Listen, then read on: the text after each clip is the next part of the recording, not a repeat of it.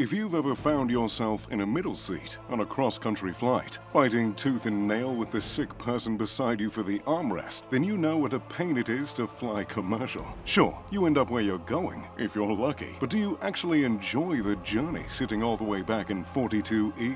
For some, flying is a luxurious experience. You can sail high above the clouds in a plush leather seat, making conference calls and whisking yourself off to an exotic destination, if you have a private jet, that is. A private jet is one of the first investments I truly made once I made a name for myself, and I can happily say I don't regret it. I haven't fought over an armrest or a bag of peanuts in years, but I can't deny there are a few drawbacks, a few very, very large financial drawbacks. Today, we're going to take a look at how much it truly costs to own a private jet. I'll even include how much it costs yearly to fly and maintain the private jet that I own. So, what exactly do you have to do to maintain a private jet once you buy the actual plane? Private jets aren't a one-and-done situation. You have to pay for every takeoff, every landing, every bag of peanuts and bottle of wine. There are ramp fees, where you have to pay whenever your plane has a layover. There are landing fees, which vary from $100 to $500, where you have to pay for every single landing your plane makes. There are also hangar fees, which cover the cost of parking your plane in a hangar. After all, if you've spent $100 million on your plane, chances are you're not going to want it sitting out in the rain. On average, hangar fees land around $81,000 per year. If you want your plane parked and ready to go at a hop-in airport like LAX, they charge up to $12,000 per month, adding up to a staggering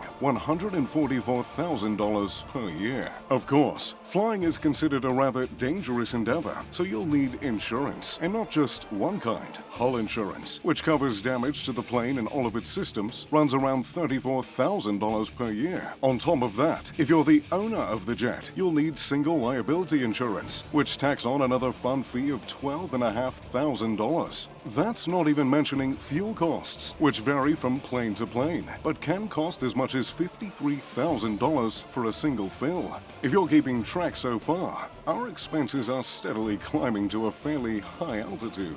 Now sure, the plane is important, but unless you're a pilot, you're going to need a crew, and you're going to have to shell out quite a bit of money to keep them around. On average, you can expect to pay about $215,000 per year for a pilot, co-pilot, and 2 flight attendants. You have to pay overnight fees for your crew, which include lodging, transportation, and food.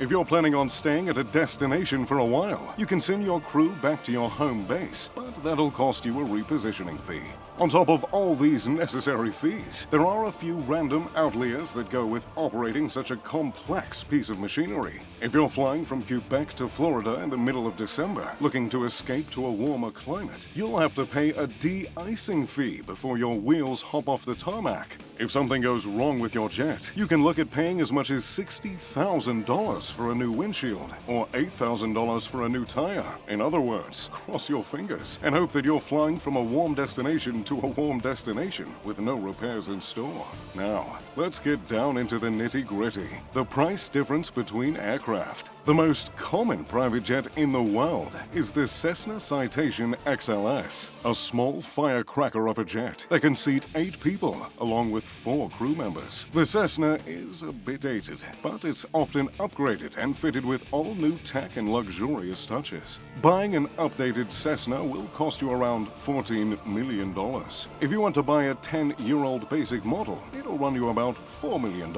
If you're flying around 200 hours per year, that's enough to jet from LA to London about 15 times. It'll cost you around $805,000 to maintain the plane.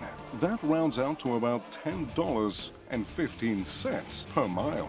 But maybe you want something a little nicer than an old Cessna Citation XLS. Maybe you want something luxurious, like the Gulfstream 650. I can't say enough about this plane, which is actually the one I decided to purchase years ago. This jet has a lounge area with a sofa and a flat-screen television that pops out of a credenza. The credenza also has an added bonus, a wine cabinet where chilled bubbly awaits. In my case, it's normally a nice white wine. There's also a dining room and a private stateroom where a couch folds out into a double-sized bed. For being 30,000 feet above the ground, the bed is fairly comfortable, and I've had my fair share of nights in the Mile High Club.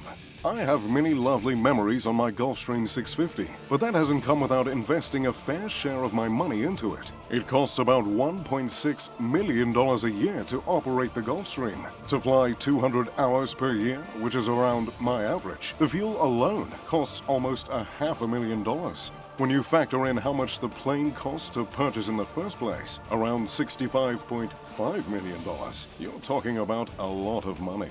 Of course, you don't have to buy a plane. You can charter one instead. Before I took the plunge and bought my Gulfstream, I was chartering jets almost every other weekend, and it doesn't come cheap. If you're chartering a small plane, you can expect to pay between $2,000 to $3,000 per hour. The Cessna Citation, which is considered a mid-sized plane, costs around $9,500 per hour, but the Gulfstream, that'll cost you around $13,000 per hour. If you're flying from New York to London every week, you're going to be racking up some pretty hefty chartering rates. All in all, the world of private jets is an exciting, enticing, luxurious, and downright expensive one.